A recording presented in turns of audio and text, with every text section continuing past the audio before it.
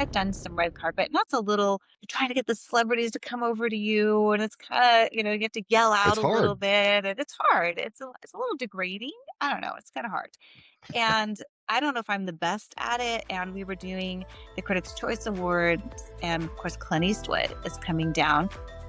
It's said that if you stop being curious, you stop growing. I'm David Wiley. This is Dave Wants to Know.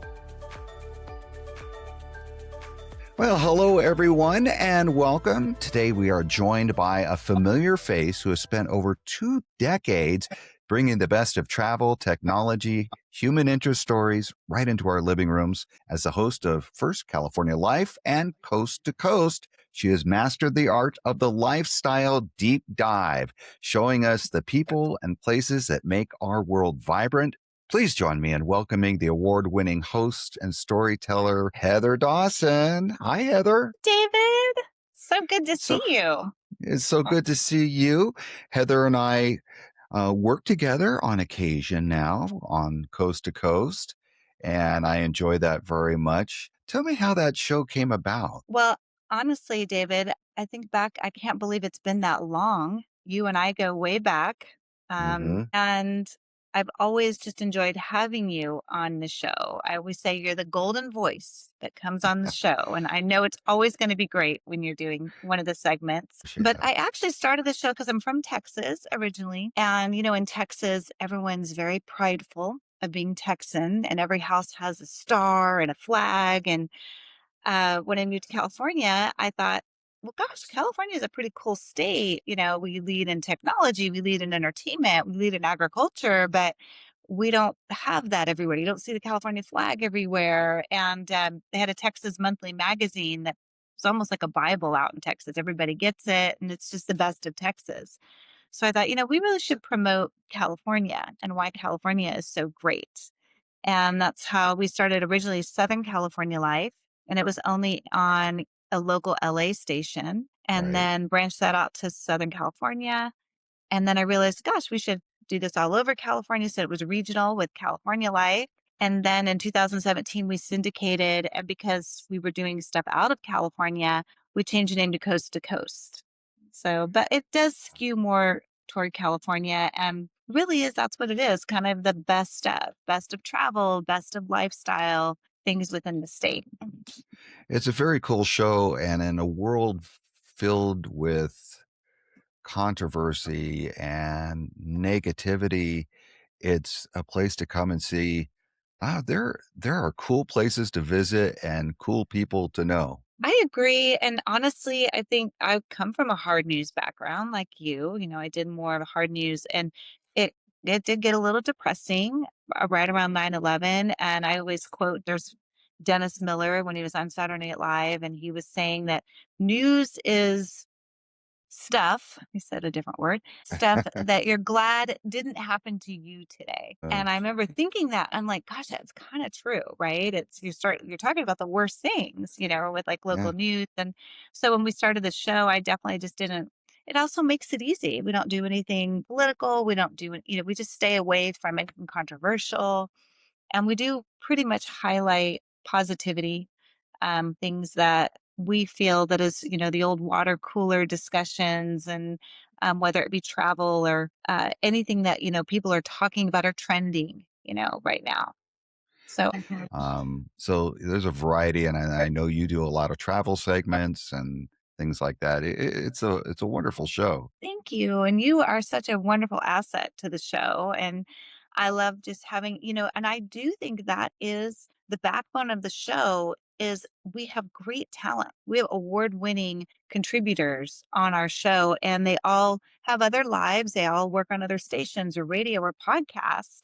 And then they're able to go do this show on the side. And I think it gives them an ability to be more creative. They don't have the stress of heavy deadlines. And I think we get a better product because of it. It is amazing how you've collected a really great team around you, and like you said, they all have regular gigs, but they all kind of do things for you. And I've got a chance, obviously, to work with many of them, and yeah, I'm very impressed. It's nice to be able to, pick who you work with. That's not always the case. I've been able to I think about it every time we tape in LA. We tape, our studios near Santa Monica, and I go in there and I just love everybody at the studio and I've known them forever. It's just a nice feeling when you work with good people. It's really what it comes down to. Now, you mentioned you grew up in Texas, but the first time I met you, and I don't know why this sticks with me, but I remember that you were working at one local broadcast outfit and I was working at another, and we both were covering, I think it was a gas leak, a natural gas leak at an elementary school. And Was wondering, I'm so glad you remember that because I feel like I've known you forever. yes, Obviously, listened to you on the radio. I thought, oh, he has a great voice, and you were very respected in town. I knew your name and who you were, but I couldn't pinpoint when we actually met, like yeah, where we were. So I'm pretty sure that that was it. And that was probably, you know, mid 1990s, maybe yes, yeah, early like 90s. 95, yes, and So that I was knew, my. oh, Oh, go go ahead. ahead. I was going to say that was my first job out of college. So yeah, you came out here. That's the reason you came to California, was to take that job. No, I went to San Diego State. Oh, So I went to college at San Diego State, and then like everybody back in the day would send my tapes all over trying to get a job, and lots of rejections. That the old term was you're a little too green. That I didn't really understand what that yeah. meant. And then I think I got one job offer in like Meridian, Mississippi, and this guy said, I got the best slogan ever, Heather with the weather. He kept saying, Heather with the weather. And I'm like, I don't know if I want to do weather. I don't know if I want to move to Mississippi. So I Right. was actually very thankful to get a job in Southern California, and we got to, obviously, those smaller jobs, you do everything. So I was the Oh, one woman band, you shoot it, you write hmm. it, you edit, then you go home and you anchor it. So it's the So best experience. yeah, and so I think that's when we first got to know each other. Eventually, I think I was kind of your fill-in sports guy at one point, and then you left, Yes, well, and I you. instantly recruited you. I remember thinking, "Oh, he's awesome. Yeah, put him on." So, better So than me and doing then sports. so people, and then you went to what, Palm Springs? I went to Palm Springs, went to, KMIR, the NBC affiliate, and that was Which nice is a because great then that's a great market that people just don't know of, broadcast people. they really don't, and what's so interesting about Palm Springs, probably because of the Rat Pack and the Hollywood glam, I was in Japan, and people know Palm Springs. So, you and I look at it as like a smaller news market, but the whole world pretty much has heard of Palm Springs just from things in the media and events, and a lot of people in Palm Springs were lucky and were able to go from there to LA, just because 'cause you're close proximity. So, it is a good market for television. Television and just media in general has changed so much since when we first came up. Yes. How are you coping with that change, and what changes have you seen in your side of, the lifestyle show type of thing? Well, I have seen I really a full circle, right? When we first started, we were doing 3/4 inch tapes and huge cameras and deck to deck editing. I'm trying to tell this to my interns and they're like, huh? And I'm like, yeah, you do. But whatever mistake you made, you had to stop there and redo the whole thing, from that Hmm. time. And I really couldn't do the show the way I am doing the show if we hadn't been able to progress, all of the communication and the streaming and when I first started syndicating the show, I was FedExing tapes, to the TV stations. And now it's an email, with a Dropbox link. And, just the way we've been able to streamline and all the people that contribute to the show, they're all over the world, really, and they can just digitally send it in. And even covering an event, I just covered the PGA American Express golf tournament with my iPhone, with my new, I-17 Pro Hmm. iPhone, and the quality is amazing. I'm even kind of surprised sometimes, like how much just that part on the technical part has really been and I still have those tapes. I don't even know what to do with them. I have big, piles of old tapes. Maybe they'll be vintage someday and worth something. I don't know. Mm. Yeah, sell them on eBay. Or Yeah. how do you keep the show fresh? You've been doing it for a long time. How do you, yeah, how do you keep it fresh I and I really honestly, we get so many wonderful press releases sent to us from all of the PR companies, and they're very savvy. They know about, I start getting stuff for Valentine's Day in, 3 months ahead, and they start pitching us. So we get pitched a lot. And that helps, with what we want to cover. And it's usually lifestyle related. And then honestly, it's what, we've already been covering and things that we're into. Sometimes I'm even surprised of what will trend well because now we have the whole social media aspect. So it used to be just what airs on TV, but now we take it and we put it out on TikTok and Instagram Reels and Facebook. It's very interesting to me what things that go viral, that maybe I didn't think would, and then they do. So, I mean, I like that aspect of the show. Can you tell us a couple of maybe favorite interviews or favorite moments that you've had either in your news career or with Coast to Coast? Well, I think my favorite interview is, and I think you'll relate, but we do some red carpet, and usually I send an entertainment reporter, but I've done some red carpet, and that's a little you're trying to get the celebrities to come over to you, and it's kind of you have to yell out It's a little hard. bit, and it's hard. It's a little degrading. I don't know. It's kind of hard. And I don't know if I'm the best at it. And we were doing the Critics' Choice Awards, and of course, Clint Eastwood is coming down. And I had just read the Barbara Walters book, and she talks in her book about how her biggest regret was that he asked her out on a date and she didn't get to go out with him on the date or turned him down and had to leave for some assignment with some world leader. What? And so I was kind of excited to tell him or remark about, oh, how do you feel about Barbara Walters saying her biggest regret is not going on a date with you? Just something other than the movie and the regular stuff. Hmm. So he was walking over toward me and I'm all ready. I'm all excited to ask my question. And that's about the time they started letting more influencers and different media on the red carpet. And there was somebody very young. And I'm not kidding. She elbowed me like to where it hurt, No. elbowed me out of the way and pushed me like straight out of a movies. And I thought, oh, shoot, I'm not going to be able to. And he said in a very Clint Eastwood voice, he looked over at her and he said, you need to get some manners. And it was Ooh. so classic, and then I got to ask my question, and I don't know, it was just very memorable because, he says it in this kind of dirty, hairy, like, "You need to get some manners," and I just thought, "Oh my gosh," that's, like, very I don't know, when you do those events and they kind of all run together, and then you have some moments that just stay with you.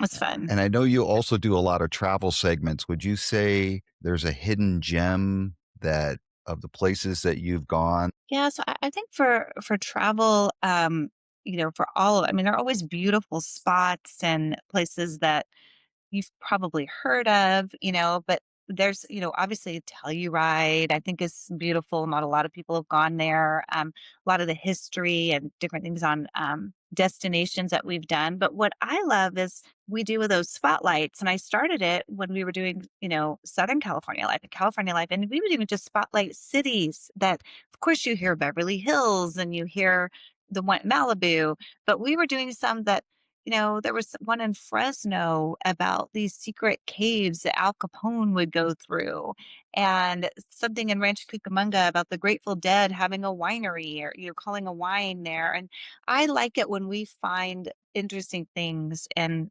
small cities that maybe you don't hear about. That's Those always my little favorite. nuggets. Nuggets, yeah, that you can talk about, or people, I didn't know that, or even in my own city, I didn't know that.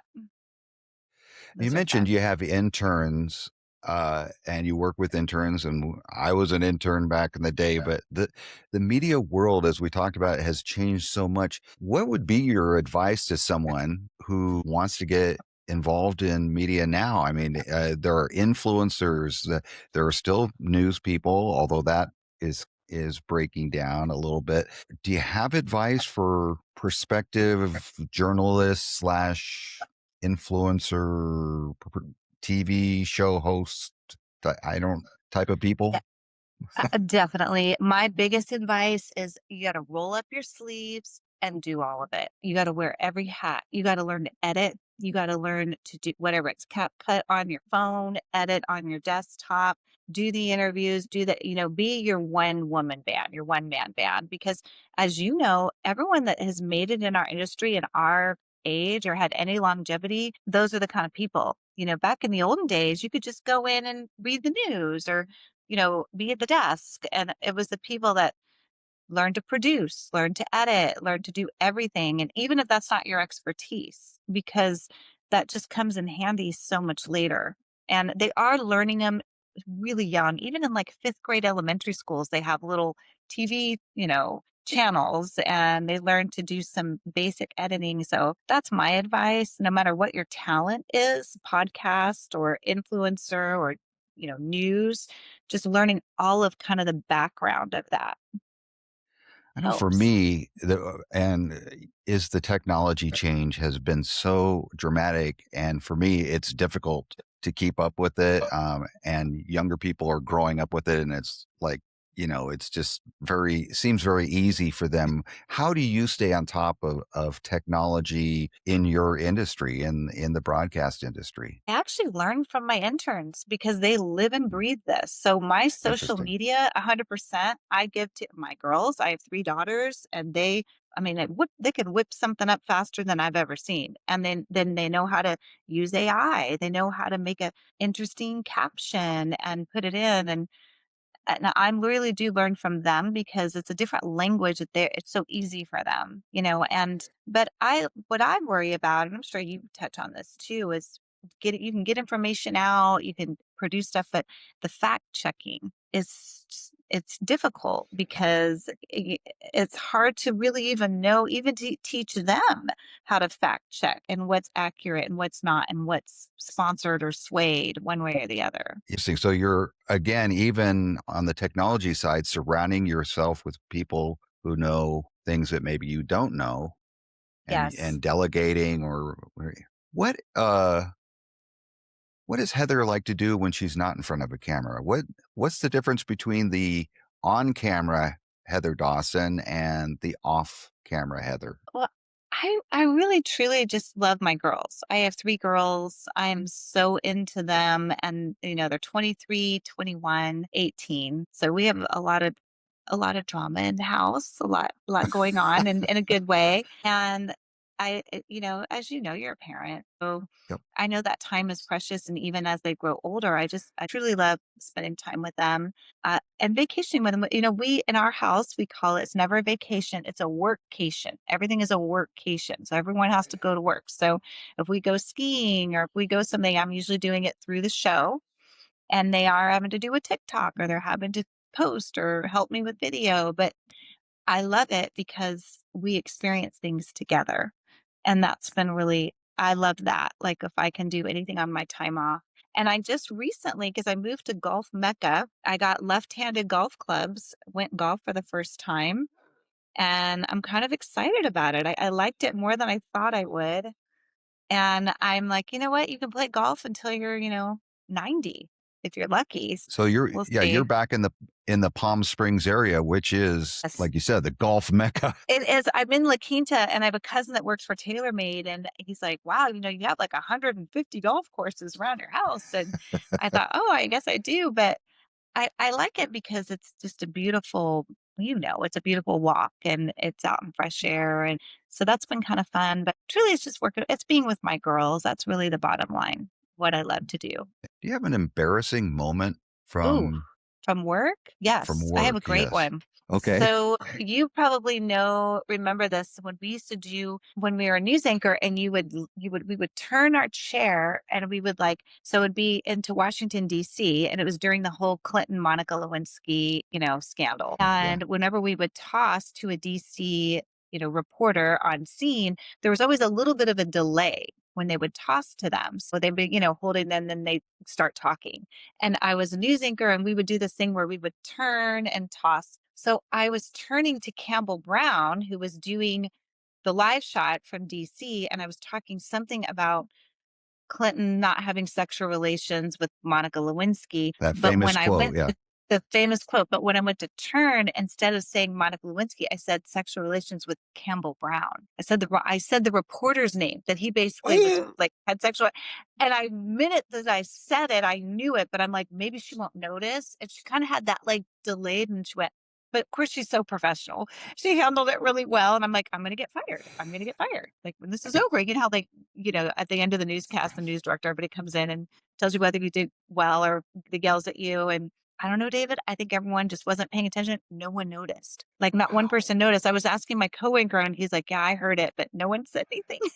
And they just let it slip, but oh my gosh, I was dying. So, yeah, basically accused her of having sexual relations with the president. So, Oh, so you travel a lot, probably on an airplane fairly often. Do you have 3 essentials you have to take on the plane with you in your carry-on? I am, yes, let me think about that. So my phone has to be charged. I Of have to have a course. charger. I'm very productive on a plane, kind of boring. I don't really, I actually do work on a plane, like on my phone or clean things up. A book in case there isn't a Wi-Fi and I can't do anything because I don't really like do headphones on the plane, which is weird. And a coat or a jacket because they're freezing. Planes are so cold. And remember the old days where they gave you a blanket?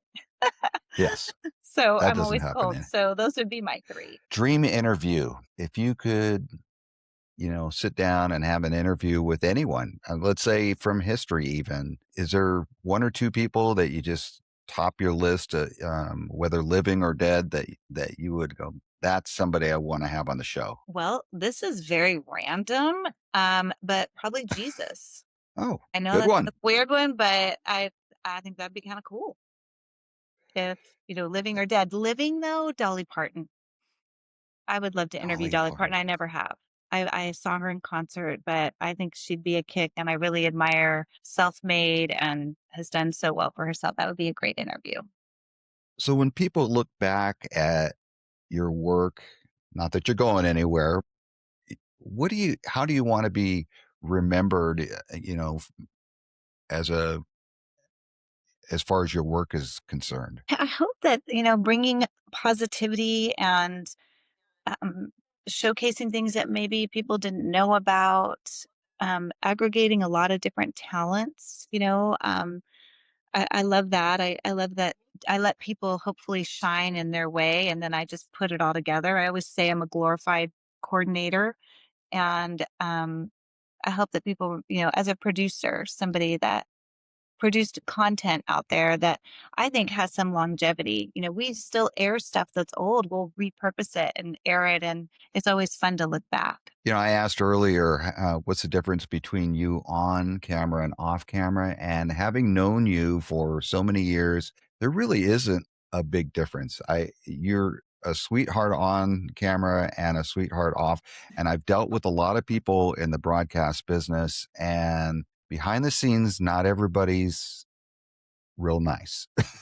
Oh, Sometimes there's a persona on air and an off air, and I'll just say that I found that you're one of the few that's just genuine, both in front of the camera and off camera. well, thank you, David. That's a compliment coming from you. Do And you, I think I do think you can see that, when you're what I'm sure you feel that way too. When I watch people on camera, you almost get a sense, even when they're in their broadcast mode or acting mode. Sometimes I feel like you get a sense of their personality. you mentioned your 3 daughters; they help you out. Are any of them interested in the media, or are they kind of looking in their own uh, areas of interest? Sadly, yes, all 3. I was hoping, engineer, finance, doctor, they're all interested in what we do, and they even had a podcast for a while. They were doing the Angel Babies podcast, but, Yeah, yeah, I remember one that. wants I have a daughter that wants to be a singer and a daughter that's a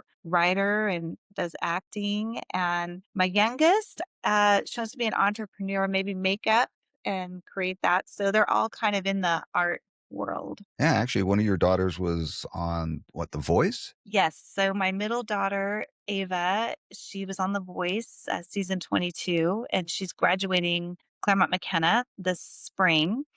And really, that's what she's going for it. She wants to be a singer and go that route. So, but they all work for me, and I've been putting them to work for a long time. So they do know the industry and the back end of the industry too, even the sales part and the sponsorship part. And who knows? Maybe I always said, I go, maybe they'll take over my production company someday and actually turn it into something huge. I don't know. That'd be great. That is great. For people who are feeling stuck or maybe have a dream, but they're not sure whether they want to take that next step or they're afraid, do you have any advice for people that, because essentially you went from being a paid on air newscaster to creating your own show, and that had to take a lot of courage to take that step.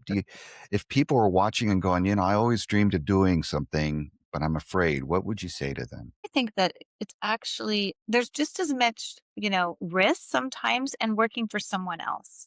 Because you could work for someone else and they come in and they clean house or they lay everybody off. I mean, I remember working in Palm Springs and they got bought by Journal Broadcasting out of Wisconsin. They literally came in and just let half the station go.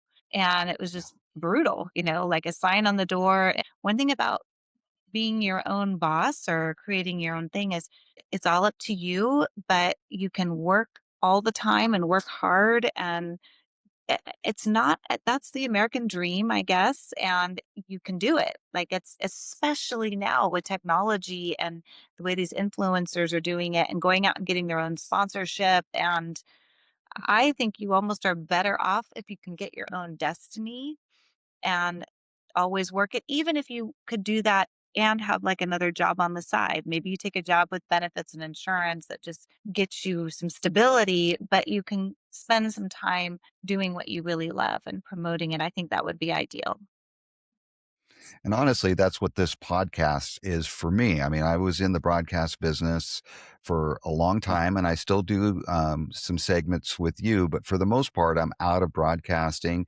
And I got thinking, is there a way I can kind of dip my toe back into it? So that's kind of where I'm at now. Oh, Well, I think it's a great hey, place for you, David. I'm excited. well, I appreciate it. We're going to see where it goes, and I hope things go well. People want to see your show, and I want people to watch Coast to Coast if they haven't seen it. Where can they find it? Do you have a website that tells them what stations and times, or how do Yeah. they find your show? Definitely go to the website. It's coasttocoast.tv and we're at coasttocoast.tv. So Instagram, all the socials, but on the website, there's a where to watch and it just tells you all the TV stations that we're on and the social media handles. And they can even watch your segments too, David. So we love having you Absolutely. on the show. Congratulations on this. I think that I can see this going far for you.